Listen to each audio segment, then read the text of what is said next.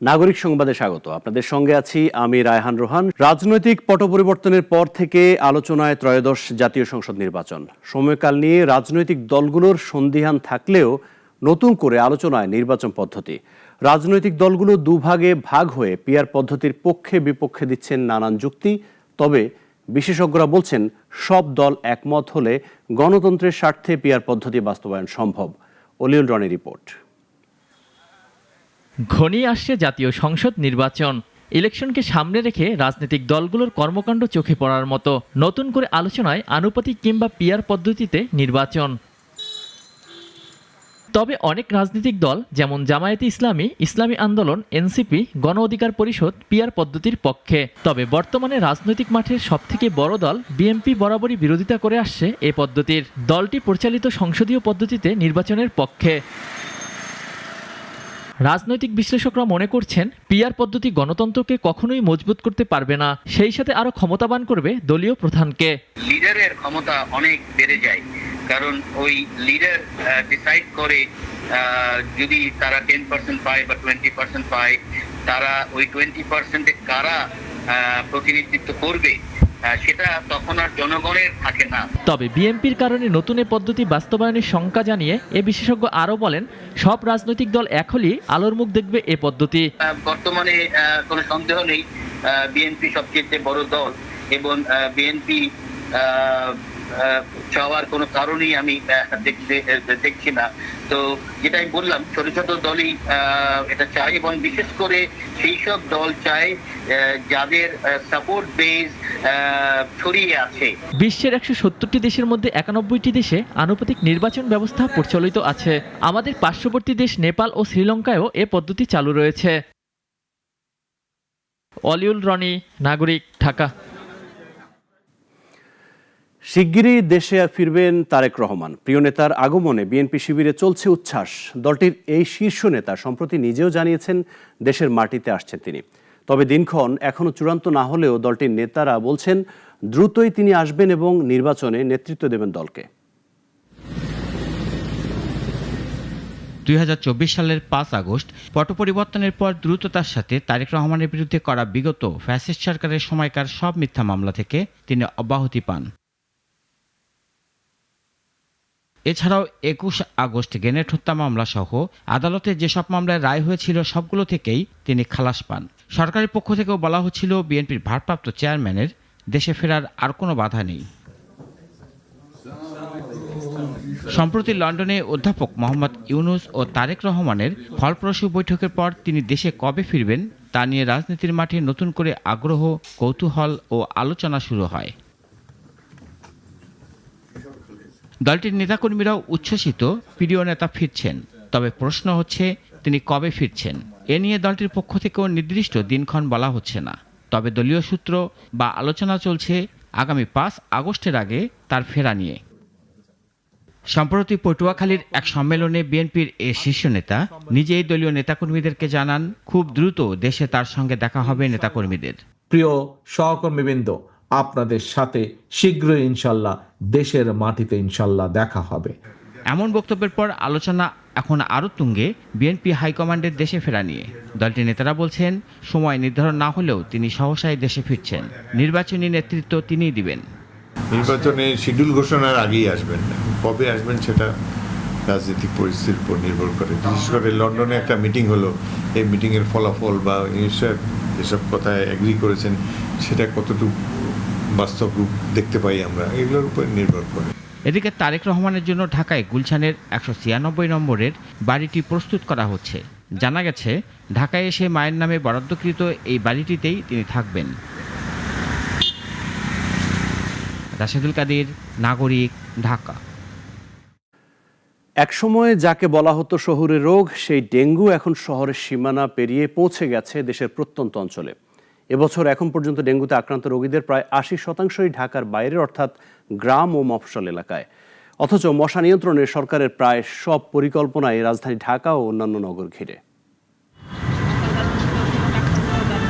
সরকারি পরিসংখ্যান বলছে মাত্র কয়েক বছরের ব্যবধানে গ্রামীণ এলাকায় ডেঙ্গুর বিস্তার 5 গুণ বেড়েছে।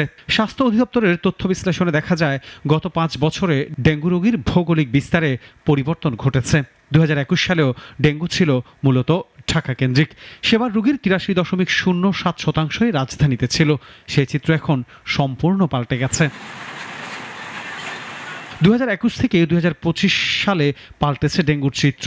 ধারাবাহিকভাবে ঢাকার বাইরে বাড়তে থাকা ডেঙ্গু 2024 সালে ঢাকায় 39.30% এবং ঢাকার বাইরে শনাক্ত হয় 60.70%। চলতি বছরের 1 জানুয়ারি থেকে এখন পর্যন্ত দেশে ডেঙ্গুতে আক্রান্ত হয়েছেন প্রায় 11,000।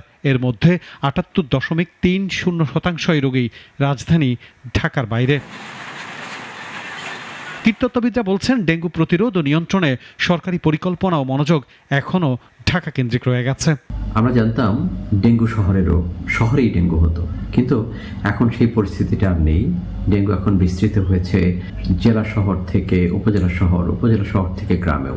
যদি গ্রামীণ বাস্তবতার পরিপ্রেক্ষিতে প্রয়োজনীয় পরিকল্পনা নেওয়া না হয়, তাহলে পরিস্থিতি আরও ভয়াবহ আকার ধারণ করতে পারে বলেও অভিমত তাদের।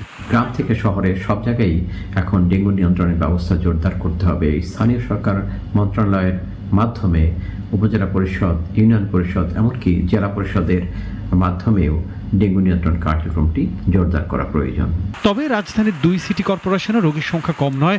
শহর এবং গ্রামে সমান গুরুত্ব দিয়ে মশা নিধনে পদক্ষেপ নেওয়ার কথাও বলেন জনস্বাস্থ্যবিদরা। আনোয়ার হোসেন, নাগরিক, ঢাকা। শিক্ষার্থীদের হল থেকে বের হতে ছাত্রলীগের বাধা, ফটকে তালা। এদিকে আদালত মন্তব্য করেন, কোটা নিয়ে এত কিসের আন্দোলন। আর ডক্টর হাসান মাহমুদ দাবি করেন, কোটা ও সর্বজনীন পেনশন আন্দোলনে ঢুকছে বিএনপি। 2024 সালের 4 জুলাই রাজপথ দখলে নেয় ছাত্র সমাজ। শুরু হয় আন্দোলনের নতুন ঢেউ। ফিরে দেখা জুলাইয়ে আজকের পর্বে থাকছে সেদিনের ঘটনা প্রবাহ, জানাচ্ছেন সহকর্মী জিহাদুল ইসলাম। গত বছরের 4 জুলাই সকাল 11টা ঢাকা বিশ্ববিদ্যালয়ের কেন্দ্রীয় গ্রন্থাগার থেকে বের হয় শিক্ষার্থীদের মিছিল। স্লোগানে মুখরিত হয় ক্যাম্পাস। এদিকে আন্দোলনে অংশ নিতে গিয়ে ছাত্রলীগের বাধার মুখে পড়ে শিক্ষার্থীরা। সূর্য সেন, জসিমউদ্দিন, জহিরুল হক ও বিজয় 71 হলের মূল ফটকে তালা লাগিয়ে রাখে ছাত্রলীগের নেতাকর্মীরা। অভিযোগ ওঠে ব্যানার ছিনিয়ে নেয়ার। বাধা উপেক্ষা করেই আন্দোলনে যোগ দেয় ঢাবি শিক্ষার্থীরা। পরে শিক্ষার্থীরা মিছিল নিয়ে টিএসসি হলপাড়া ঘুরে অবস্থান নেয় শাহবাগ মোড়ে। এ সময় চারদিক থেকে জড়ো হয় গণমাধ্যম, সাধারণ মানুষ আর নিরাপত্তা বাহিনী। বেলা 11:15টার দিকে শুরু হয় ঝুম বৃষ্টি। তবে বৃষ্টিতে ভিজেই অবস্থান ধরে রাখে শিক্ষার্থীরা। জানিয়ে দেয়, ঝড় বৃষ্টি আধার রাতে আমরা আছি রাজপথে। সেদিনই ছিল আদালতের গুরুত্বপূর্ণ এক সিদ্ধান্ত। হাইকোর্টের রায়ে সরকারি চাকরির প্রথম ও দ্বিতীয় শ্রেণীতে মুক্তিযোদ্ধা কোটা বহাল রাখার আদেশ বহাল রাখেন আপিল বিভাগ। আর আদালত প্রশ্ন তোলে, কোটা নিয়ে এত কিসের আন্দোলন? রাস্তায় নামলেই কি সুপ্রিম কোর্ট রায় বদলে দেবে? আমরা প্রত্যাশা করেছিলাম যে আজকে আমাদের যে দাবিটি সেটি পূরণ হবে এবং বাকি দাবিগুলোর যে প্রক্রিয়া সেটি শুরু হবে, কিন্তু এখানে মহামান্য হাইকোর্ট এটি আবার পিছিয়ে দিলেন। আজকে এই রায় যেটি আমাদের পক্ষে আসার কথা ছিল সেটি আমরা পাইনি। ঢাকা ছাড়িয়ে আন্দোলন ছড়িয়ে পড়ে রাজশাহী, চট্টগ্রাম, সিলেট, বরিশাল, কুমিল্লা ও জাহাঙ্গীরনগর বিশ্ববিদ্যালয়ে। রাজশাহীতে বৃষ্টির মধ্যে অবরোধ করে শিক্ষার্থীরা। চট্টগ্রাম রাঙামাটি সড়কে দেখা দেয় 10 কিলোমিটার যানজট। এদিকে ময়মনসিংহে বাংলাদেশ কৃষি বিশ্ববিদ্যালয়ের শিক্ষার্থীরা ট্রেন থামিয়ে দেয় কোটা সংস্কারের দাবিতে। জামালপুর এক্সপ্রেস 2 ঘন্টা বন্ধ ছিল শিক্ষার্থীদের আন্দোলনে। 6 ঘন্টা শাহবাগ অবরোধ শেষে 3 দিনের কর্মসূচি ঘোষণা করে শিক্ষার্থীরা। আন্দোলনের অন্যতম মুখ সার্জিস আলম ও নাহিদ ইসলাম জানান, দাবি আদায় না হওয়া পর্যন্ত চলবে এই আন্দোলন। ঘোষণা আসে পরদিন শনিবার দেশব্যাপী বিক্ষোভ, রোববার ক্লাস পরীক্ষা বর্জন আর ধর্মঘট কর্মসূচির। হল থেকে বের হতে ছাত্রলীগের বাধা আর আদেশ বহাল রেখে আদালতের এমন মন্তব্যে আরও ফুঁসে ওঠে সেদিনের আন্দোলন, হয়ে ওঠে আরও বেগবান। জিহাদুল ইসলাম, নাগরিক, ঢাকা। নরসিংদীর মাধবদী বাজারের মুড়িপট্টিতে ভয়াবহ আগুনের ঘটনা ঘটেছে।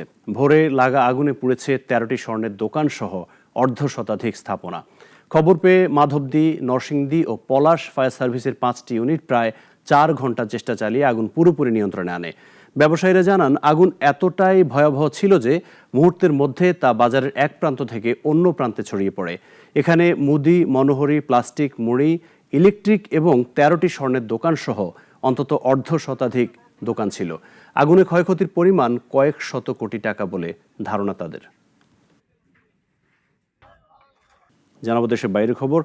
আফগানিস্তানের তালেবান সরকারকে আনুষ্ঠানিকভাবে স্বীকৃতি দিল রাশিয়া। কাবুলে রাষ্ট্রদূত পাঠানোর মধ্য দিয়ে কূটনৈতিক সম্পর্কের নতুন অধ্যায়ে প্রবেশ করল দুই দেশ।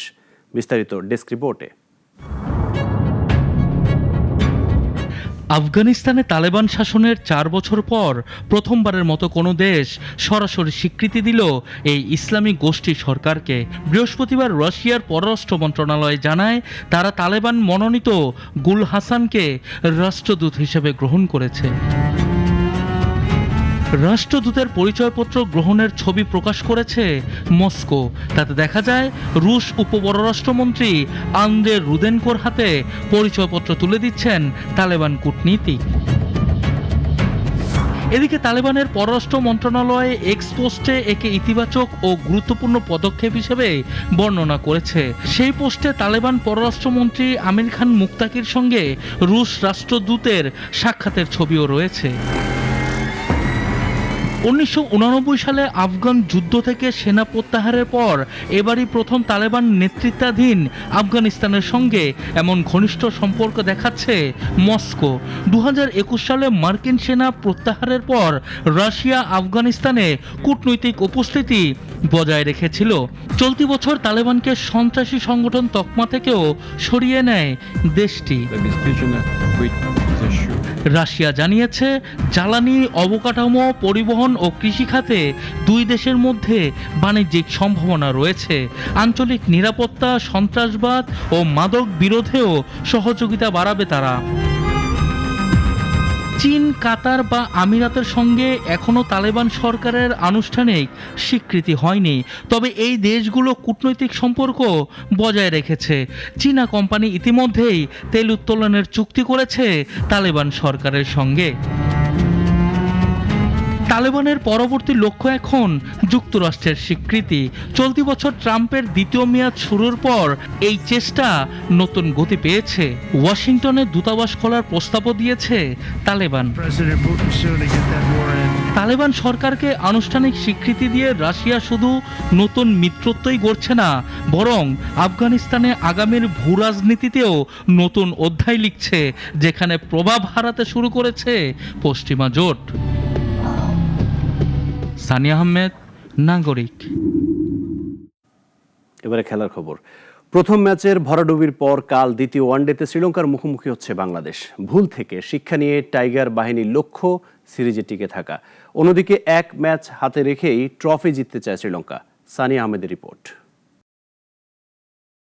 শ্রীলঙ্কা বাংলাদেশের প্রথম ওয়ানডে ম্যাচে টার্গেটে নেমে জয়ের আশা দেখিয়েছিল বাংলাদেশ, কিন্তু দলীয় 100 রানের দ্বিতীয় উইকেট পতনের পর মাত্র 5 রান তুলতেই 7 উইকেট হারায় টাইগার বাহিনী। এতে সামাজিক যোগাযোগ মাধ্যমে যে ট্রলের শিকার হয়েছে বাংলাদেশ, তা এদেশের ক্রিকেট ইতিহাসে এই প্রথম। কফি খেতে গিয়ে 5 উইকেট নেই, এমন মন্তব্য করে খোদ তাসকিন আহমেদও দলকে করেছেন উপহাস। তবে আগামীকাল শুরু হচ্ছে সিরিজের দ্বিতীয় ওয়ানডে ম্যাচ। ঘুরে দাঁড়ানোর ম্যাচে কি পরিকল্পনা করছে মিরাজের দল, তা জানিয়েছেন দলটির ওপেনার তানজিদ হাসান তামিম। ব্যক্তিগত গোল যেটা বলবো, আমার সবসময় চেষ্টা থাকে প্রত্যেক ম্যাচ বাই ম্যাচ খেলার এবং প্রত্যেক ম্যাচে টিমকে ভালো কিছু কন্ট্রিবিউট করা। তো টিমের যেটা রিকোয়ারমেন্ট, যেটা আমি লাস্ট ম্যাচে পূরণ করতে পারি না, চেষ্টা থাকবে টিমের যেটা রিকোয়ারমেন্টস, টিমের যেটা নিড, সেটা যাতে আমি পরবর্তী ম্যাচে পুষে দিতে পারি। আর টিম গোল যেটা, যেহেতু 3 ম্যাচের সিরিজ, 1 ম্যাচ শেষ হয়েছে, সামনে আরও 2 ম্যাচ আছে। আমরা 2 ম্যাচে চিন্তা করতেছি না, কারণ সামনের ম্যাচটা অনেক ইম্পর্টেন্ট টুর্নামেন্টে টিকে থাকতে হইলে। তো সামনের ম্যাচে সবার ফোকাস থাকবে। প্রথম ম্যাচে বাংলাদেশ ব্যাটারদের উপর যে সিডর চলেছে, সেটি যে কোনো টিমের জন্য হতে পারে, তবে দিন শেষে আত্মবিশ্বাসী থাকাটাই গুরুত্বপূর্ণ বলছেন শ্রীলঙ্কার head coach সনাত Jayasuriya. Any team, I think it happens to Sri Lanka too. So it happens to any team, but as long as the management and the captain give them the confidence, those are key things to keep them, not under pressure. So if you give them confidence, that's the key. শনিবার ম্যাচের দ্বিতীয় ওয়ানডেতে শ্রীলঙ্কা চাইবে এক match বাকি থাকতেই series জয়লাভ করতে। অন্যদিকে অতীত ম্যাচ থেকে শিক্ষা নিয়ে ঘুরে দাঁড়াতে প্রস্তুত টাইগার বাহিনী। সানিয়া আহমেদ, নাগরিক। এখন এ পর্যন্তই। নাগরিকের খবর ও অন্যান্য আয়োজন দেখতে চোখ রাখুন আমাদের ওয়েবসাইট, ইউটিউব ও ফেসবুকে। সবাইকে ধন্যবাদ।